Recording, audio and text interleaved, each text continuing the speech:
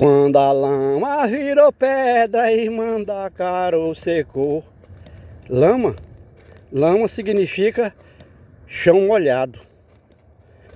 Quando a lama virou pedra, porque o chão molhado secou.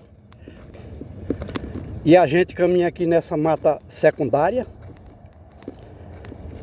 para mostrar ao mundo como o homem é nocivo com sua tecnologia. E apesar da famigerada tecnologia, o homem não consegue mudar esse quadro de destruição que ele é capaz de proporcionar na terra.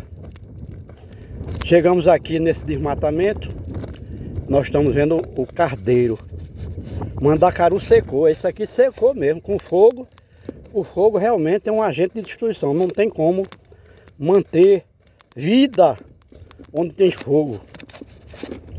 E a gente sabe disso porque se você for numa cratera do vulcão ativo, nenhuma forma de vida tem lá, existe lá, nenhuma forma. No mar pode até existir vida a grandes profundidades. São raras, porque lá não tem luz solar, lá dentro do oceano. A luz não chega até ao solo do oceano. Lá não tem gases atmosféricos. Não tem água doce, porque a água doce é o quarto elemento da natureza, não tenha dúvida disso. Porque a vida só pode ser gerada, a vida animal e vegetal, inclusive a dos oceanos, só pode ser gerada em água doce. Embora ela possa se manter na água doce. Mas toda a vida da Terra, primeiro os micro-organismos foram criados na água no estado gasoso. Mas era água doce. Porque na atmosfera não tem sal. O sal é do chão, o sal é da terra.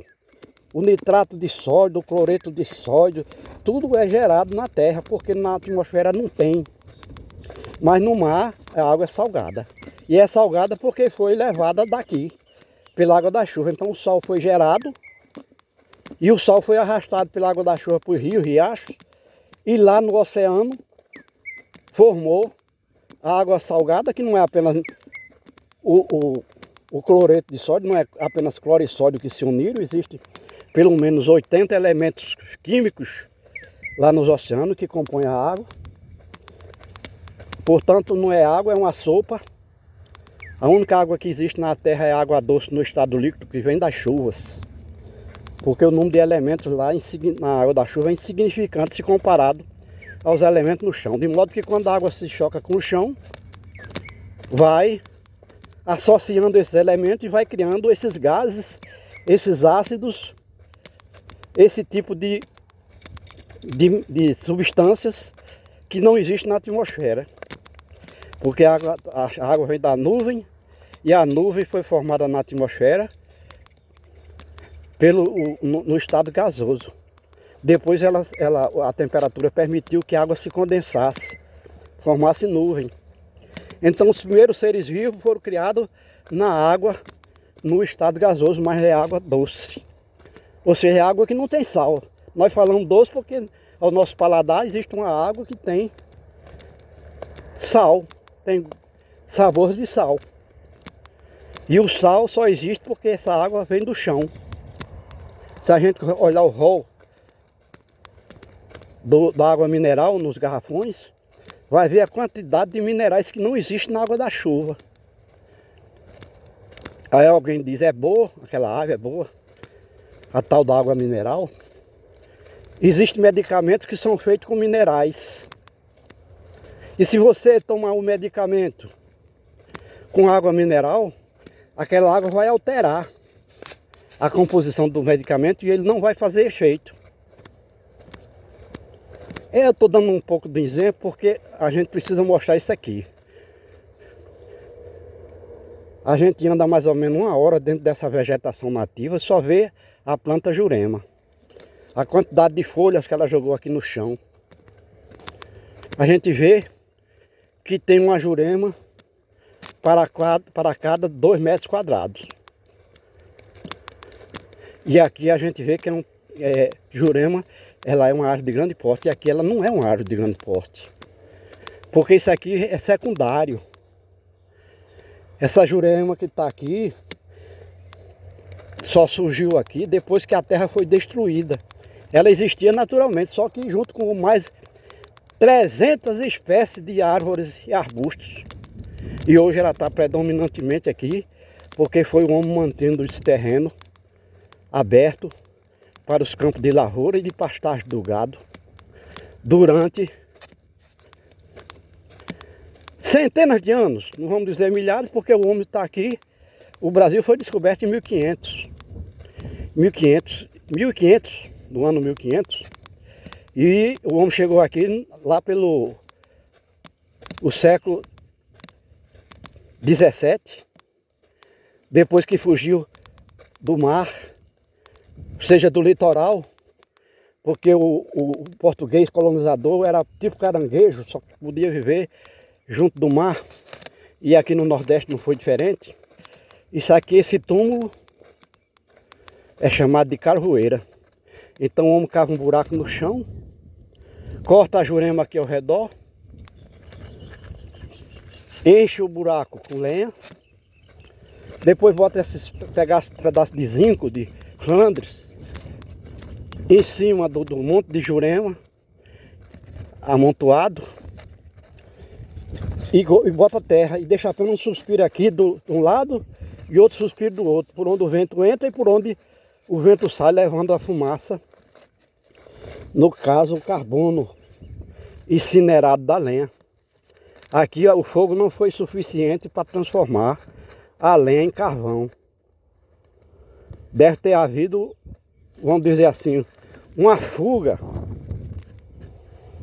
de fumaça pelo suspiro, que não era na medida certa para que a planta queimasse todo o carbono existente, transformando a celulose em carvão. A gente vê que é realmente um trabalho ainda da época do homem das cavernas, e foi trazido aqui para o Nordeste pelo escravo africano, esse tipo de construção de carvoaria. E a gente vê aqui que a jurema foi usada, provavelmente ela está com mais ou menos 20 anos de idade, ou seja, 20 anos que aqui não tinha sido desmatado. E ela nasceu aqui livremente porque não tinha concorrência com outras plantas. E como a gente disse, isso aqui era uma área de cerrado, que existia no mínimo 300 plantas, espécies de plantas, a nível de árvore e arbustos. A exemplo da umburana, angico, aroeira, catingueira, mororó, feijão bravo, oiticica, muitas espécies de árvores de grande porte. E o homem arrancou a árvore pela raiz e a semente desapareceu. E a gente vê que é um terreno arenoso, inclinado. E quando batia a água da chuva, e aqui chovia no mínimo 1000 milímetros por ano, ou seja, 1000 litros de água por metro quadrado, um dilúvio. Então caía tromba d'água aqui que arrastava todo o terreno nu, sem vegetação para proteger, arrastando tudo isso aqui para as baixadas. A gente vê até um passarinho aí que tenta sobreviver. A gente faz mais de 1 hora que anda por aqui nessa vegetação. É o primeiro ser vivo que a gente vê. É o passarinho. Aí a gente vê esse monte de pedras, seixos, que surgiram do subsolo. E à medida que a chuva foi arrancando o solo, que é a parte mais superficial, foi aparecendo as pedras que fazem parte do subsolo. E foi tudo arrastado por aí. E o resultado é que a única coisa que o homem está produzindo aqui é carvão. Porque tem a jurema para queimar. E gado, se criar aqui na época das chuvas, nasce algum pasto aqui, que não representa nem 10% da massa orgânica vegetal a nível de pasto que existiu aqui. Tanto em espécies como em densidade. Então não dá para sustentar gado aqui mais do que 4 meses, que é o período da chuva, quando as sementes germinam, a semente do pasto, e o gado tem alguma coisa para comer. Depois, no restante do ano, o homem não pode criar gado aqui, porque não tem o que o gado comer. Embora tenha a jurema, a gente sabe que o animal bovino, principalmente, não come a folha da jurema. A gente sabe que a jurema passa pelo menos 9 meses do ano enfolhada. E tá aí o juazeiro, que o homem deixa para fazer sombra pro gado. A madeira não serve para nada, a madeira do juazeiro. E a jurema aqui botou algumas flores com a chuva que caiu aqui de 4 milímetros recentemente. E as abelhas estão aproveitando. Algumas folhas já viraram um bolo preto, seco. Algumas flores. Enquanto que está surgindo outras, porque a última chuva de 10 milímetros aqui, ou mais, aconteceu aqui no mês de agosto. E nós já estamos em dezembro de 2024. Mas de lá para cá, várias chuvinhas de 4 milímetros, de 6 milímetros, de 3 milímetros, caiu aqui e foi suficiente para que a jurema, que é uma leguminosa, criasse folhas e flores. Porque a gente sabe que a flor é uma flor modificada. A flor é uma folha modificada. Então não existe flor se não tem folha. Então a jurema estava pelada, caiu uma chuvinha de 3 milímetros. E até a formiga fez seu carreiro, seu caminho, tentando conseguir folhas verdes para levar para o seu formigueiro. Já que a chuva representa folhas verdes. Ou seja, a semente poderia germinar com a chuva plantas verdes. Então a formiga, instintivamente, a natureza lhe deu esse entendimento para saber que se tem chuva, tem plantas vivas, tem folhas, tem alimentos. Ela tentou, mas só que essa chuva não foi suficiente para germinar sementes, criar plantas verdes.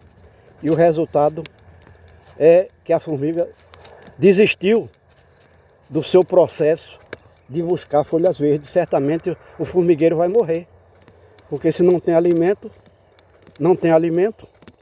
E o vegetal é o principal elo do ciclo alimentar da vida na terra.